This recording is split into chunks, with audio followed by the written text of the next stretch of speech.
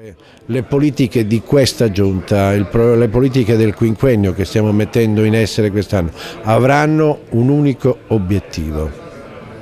mettere in atto politiche che aumentino l'occupazione, che diano la possibilità a questa classe dei trentenni che verrebbero scippati dal loro momento imprenditoriale, metterli in condizione di fare impresa, metterli in condizioni di poter mostrare, e io ci credo ancora una volta, che sono anche meglio di noi, e noi abbiamo avuto soltanto l'opportunità di portare a termine questo momento di sviluppo. Loro che hanno viaggiato più di noi, oggi il dibattito è anche su questo, che portano a casa esperienze in università diverse, che mostrano la loro capacità, perché poi quando operano su mercati diversi, ne conosco molto a Bruxelles,